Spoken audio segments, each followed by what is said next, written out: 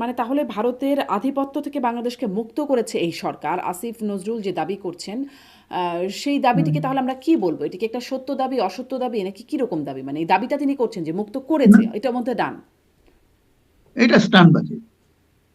জি। এটা স্টানবাজি। এটা মানে এটা এই কথার মধ্যে কোনো সারবস্তু নেই। এই কথার মধ্যে সারবস্তু নাই। জি, এটা আপনার বক্তব্য। এদিকে তিনি বলছেন মুক্ত করেছেন, আবার আপনি যে আরেকটা পক্ষ বলছিলেন যে ছিঁড়ে ফেলবো, মেরে ফেলবো ইত্যাদি ধরনের কথা বলছেন। ধরেন হাতি হত্যাকাণ্ডের পর আমরা দেখছি যে ভারতীয় আধিপত্যবাদের বিরুদ্ধে আন্দোলন চলছে, সেটা এখনো চলছে। এবং স্লোগান দিচ্ছেন তারা, আজাদি আজাদি এরকম স্লোগান দিচ্ছেন।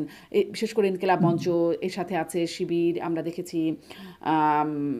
এবি পার্টি, তারাও ভারতীয় আধিপত্যবাদের বিরুদ্ধে, বা মাহমুদুর রহমান আমাদের দেশের সম্পাদক, তারা বলেছেন একদম হাদি হত্যাকাণ্ডের পর সরাসরি ভারতীয় আধিপত্যবাদ। মানে যদি মুক্ত হয় তাহলে হুম, এগুলো হুম। কি, আর যদি না হয় তাহলে আসিফ নজরুল দাবি করছেন মুক্ত, মানে পুরো বিষয়টারই কি না, সারবস্তু না, নাই, না, নাকি আপনি মুক্ত আপনি কিভাবে দেখেন?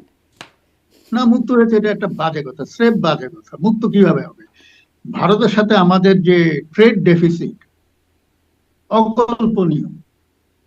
আমরা যদি এই ট্রেড ডেফিসিটটা মানে বন্ধ করতে না পারি, বা আমাদেরকে ট্রেড সারপ্লাস জাতিতে পরিণত করতে না পারি, তাহলে তো আমরা অর্থনৈতিক ভাবে আধিপত্যবাদের মধ্যেই থেকে গেলাম।